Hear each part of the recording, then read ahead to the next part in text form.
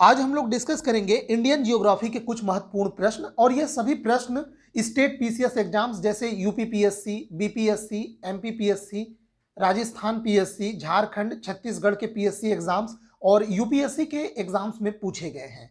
और ये जितने भी क्वेश्चंस आज हम लोग डिस्कस करेंगे ये भारत के जो प्राकृतिक प्रदेश का विभाजन होता है तो उसमें सबसे पहला भाग जो होता है वो उत्तर के पर्वतीय क्षेत्र, उसी टॉपिक से ज़्यादातर ये क्वेश्चन संबंधित है। तो चलिए शुरू करते हैं इस सेगमेंट को। अगर आप लोग इनमें से किसी एग्जाम की तैयारी कर रहे हैं तो हमारे चैनल से जुड़ जाइए, क्योंकि हम रोज इन्हीं एग्जाम्स में पूछे गए क्वेश्चंस की सीरीज लेकर आते हैं। ठीक, ये क्वेश्चंस किसी किताब से नहीं लिए गए हैं, मेरे द्वारा नहीं बनाए गए हैं, ये डायरेक्ट क्वेश्चन पेपर से उठाए गए हैं और इसी पैटर्न पे आगे भी क्वेश्चन पूछे जाएंगे इन एग्जाम्स में। तो चलिए शुरू करते हैं। पहला क्वेश्चन है, कुमायूं हिमालय निम्नलिखित में से किन नदियों के बीच स्थित है। अब देखिए, जब हम लोग हिमालय को नदियों के बीच के क्षेत्र के आधार पर बांटते हैं तो मुख्य तौर पे 4 भागों में बांटते हैं। सबसे पश्चिमी भाग में आपको मिलेगा सिंधु नदी, उसके बाद मिलेगा सतलज नदी। तो सिंधु और सतलज नदी के बीच का जो क्षेत्र है वो पंजाब हिमालय कहलाता है।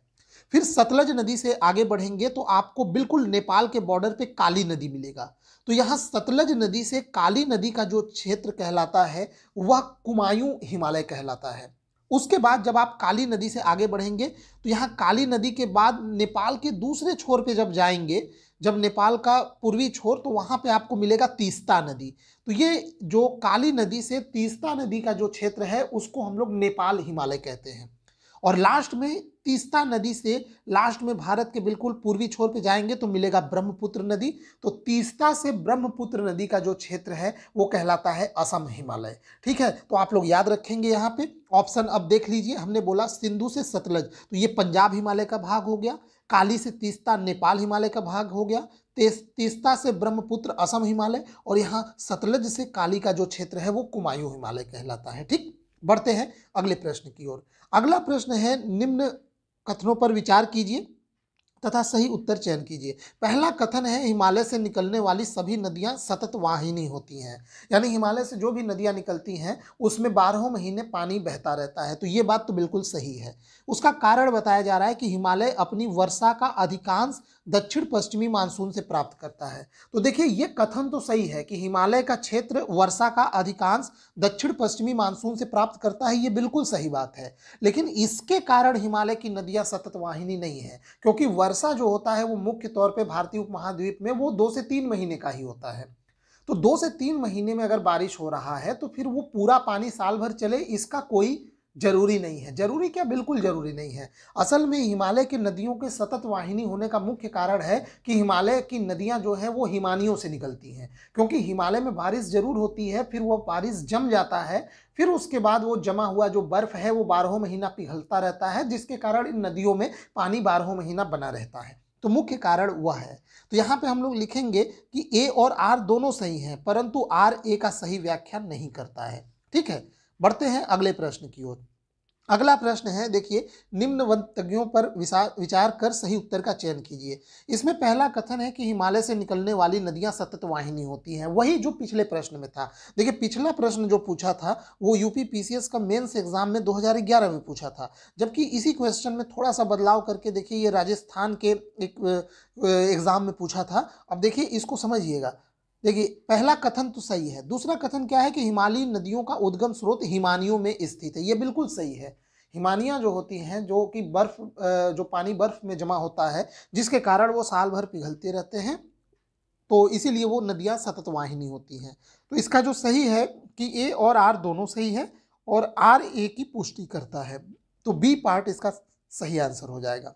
बढ़ते हैं अगले प्रश्न की ओर। अगला प्रश्न देखिए, ये यूपीएससी के एग्जाम में पूछा गया है, हिमालय की रचना समांतर वलयों श्रेणी में हुई है जिसमें से प्राचीनतम श्रेणी। ये बिल्कुल सही है कि हिमालय की रचना, देखिए एक्चुअल में जब प्लेट टेक्टोनिक थ्योरी जब आप पढ़ेंगे तो ये उत्तर का जो हिमालय के पीछे का भाग है वो अंगारा लैंड है और हिमालय के नीचे का भाग जो है वो गोंडवाना लैंड का भाग है। जब ये दोनों भूमि आपस में टकराया तो ये कई परत दर परत वलयों के रूप में यहाँ पे पर्वत की उत्पत्ति हुई, जिसे हम हिमालय पर्वत के नाम से जानते हैं। अब इसमें जो सबसे प्राचीनतम श्रेणी है वो बीच वाला वृहद हिमालय का श्रेणी है। ठीक है, जो ऑप्शन है उसके अनुसार। ठीक है, हिमालय की बात की जा रही है, हिमालय की जो श्रेणियां, तो वृहद हिमालय श्रेणी सबसे प्राचीनतम है और सबसे नया वाला है वो शिवालिक श्रेणी है। ठीक, तो इससे सी पार्ट इसका आंसर हो जाएगा। अगला प्रश्न हम लोग देखते हैं, यदि हिमालय पर्वत श्रेणियां नहीं होती तो भारत पर सर्वाधिक संभाव्य भौगोलिक प्रभाव क्या होता। इसमें बोला जा रहा है कि मान लीजिए हिमालय पर्वत श्रेणी नहीं होती तो भारत की जो भूमि है उसके जो प्रभाव है उसके मौसम पे, उसके जलवायु पे किस प्रकार का प्रभाव पड़ता। तो देखिए इसमें पहला बोला जा रहा है कि देश के अधिकांश भाग साइबेरिया से आने वाली शीत लहरों का अनुभव होता है। बिल्कुल सही। जो साइबेरिया जो रूस के मध्य भाग में स्थित है उसकी हवाएं पार करते हुए चाइना से, तिब्बत से होते हुए भारत में आ जाती, ठीक है। और ऐसा अनुमान लोग लगाते हैं कि यहाँ पे भी शीत मरुस्थल होता है, जैसा कि चीन के बहुत बड़े भाग में है भी। दूसरा है सिंधु गंगा मैदान इतना सुविस्तृत जलोढ़ मृदा वंचित होता, यानी सिंधु गंगा मैदान में जो इतना जलोढ़ मिट्टी जमा हुई है वह वंचित होता। बिल्कुल सही बात है। अगर हिमालय न होता तो वहां से निकलने वाली नदियां न होती, वो नदियां न होती तो जलोढ़ मृदा का संचय न होता, ठीक है, और ये पूरा एरिया एक शीत मरुस्थल के रूप में होता। अगला है मानसून का प्रतिरूप वर्तमान प्रतिरूप से भिन्न होता। बिल्कुल सही बात, क्योंकि हिमालय का बहुत बड़ा योगदान है भारत के मानसून पैटर्न में। तो ये तीनों सही है। अगर हिमालय पर्वत न होता तो ये तीनों चीजें देखने को मिलती। तो इसमें ऑप्शन हो जाएगा डी पार्ट, ये तीनों सही हैं 1 2 3। बढ़ते हैं अगले प्रश्न की ओर। अगला प्रश्न है हिमालय का पर्वत पदीय प्रदेश, यानी हिमालय का जो सबसे निचला ये जो पर्वत के पद यानी निचला वाला जो भाग है वो क्या है, तो वो शिवालिक भाग है, ठीक है, पर्वतपदी। ट्रांस हिमालय वो हिमालय के सबसे ऊपर का भाग, उत्तरी भाग है ट्रांस हिमालय। वृहद हिमालय बीच में, जैसे अगर मैं 3 लेयर बनाऊं देखिए इस प्रकार, ये ट्रांस हिमालय हो गया, बीच में वृहद हिमालय, फिर ये शिवालिक। हालांकि इसके कई लेयर्स हैं पर मैं यहाँ पे केवल ये तीनों बना के दिखा रहा हूँ, ठीक है। ये इस प्रकार से हमारा ये आंसर हो जाएगा। अगला है शिवालिक श्रेणी का निर्माण। तो शिवालिक श्रेणी का निर्माण ये तो बहुत ही नवीन समय में हुआ है, सेनोजाइक युग में हुआ है, ठीक है। आगे बढ़ते हैं। अगला प्रश्न है शिवालिक शैल समूह दक्षिण में भाभर क्षेत्र उदाहरण है, यानी शिवालिक शैल समूह के दक्षिण में जो भाभर का क्षेत्र है, भाभर और तराई क्षेत्र आप लोग जानते हैं, जहाँ पे पर्वत खत्म होता है हिमालय पर्वत, तो उसके ठीक बाद शुरू होता है भाभर का क्षेत्र। भाभर के क्षेत्र में बड़े बड़े पत्थर होते हैं और ये भूमि जो है बजरी पत्थर इन सब चीज़ों से बना है, इसीलिए इस क्षेत्र में नदियाँ कुछ समय के लिए विलीन हो जाती हैं, क्योंकि पानी उसका नीचे चला जाता है इन पत्थरों के। फिर जहाँ पे ये नदियाँ प्रतीत होती हैं वापस जमीन पे आके दिखाई देना शुरू होती हैं, वो भाग होता है तराई, और ऐसे भागों में पानी का एक जल जमाव हो जाता है, ठीक। तो ये भाभर वाला जो क्षेत्र है वो गिरिपाद की स्थिति है, मतलब जैसे ही ये शिवालिक पहाड़ियाँ खत्म होती हैं फिर वहाँ से भाभर का क्षेत्र शुरू हो जाता है, फिर भाभर के बाद तराई का क्षेत्र शुरू होता है, ठीक है। बढ़ते हैं अगले प्रश्न की ओर। अगला प्रश्न है जब आप हिमालय की यात्रा करेंगे तो आप किसको किसको देखेंगे। गहरे खड्ड, बिल्कुल सही है, बहुत ही गहरे खड्ड दिखाई देंगे। यू घुमाव वाली नदियां, हाँ बिल्कुल, देखिए इस प्रकार से ये नदियां जो बहती हैं बिल्कुल यू घुमाव वाली नदियां इस प्रकार से बनाती हैं यू शेप, यह भी सही है।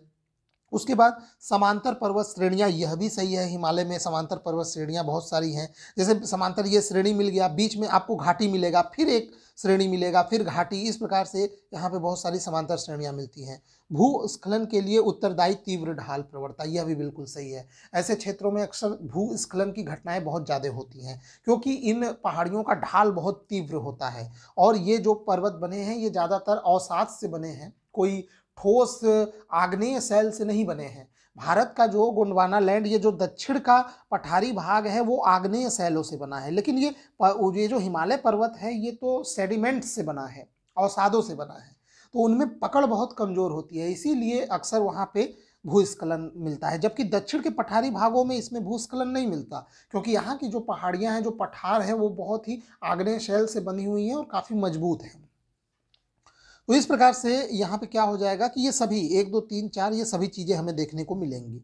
बढ़ते हैं अगले प्रश्न की ओर। यहाँ पे देखिए एक मैप पूछा गया था, ये एग्जाम यूपीएससी के आईएएस के एग्जाम में है, ये मैप दिया गया था और इसमें जम्मू कश्मीर के मानचित्र में ये 1 2 3 4 ये पर्वतों को दर्शाया गया है, आपको बताना ये कौन है। तो देखिए सबसे इधर से शुरुआत करते हैं, ये जो पहला है ये है काराकोरम, फिर उसके बाद आएगा दूसरा लद्दाख, फिर उसके बाद जॉस्कर, फिर पीर पंजाल, देख लीजिए चौथा पीर पंजाल, ठीक है। तो ये यहाँ पे सी पार्ट सही हो जाएगा, कराकोरम, लद्दाख, जॉस्कर और पीर पंजाल, ये इसी क्रम में है, ठीक है। और ये कराकोरम और ये जो लद्दाख और जॉस्कर, इनके बीच में नदियाँ भी बहती हैं, ठीक है, बहुत इंपॉर्टेंट। कराकोरम और लद्दाख के बीच में बहुत इंपॉर्टेंट नदी यहाँ से निकल के ये पाकिस्तान में जाती है, आप लोग इसका नाम कमेंट बॉक्स में शेयर कीजिएगा, ठीक है। तो इस सेगमेंट में बस इतना ही।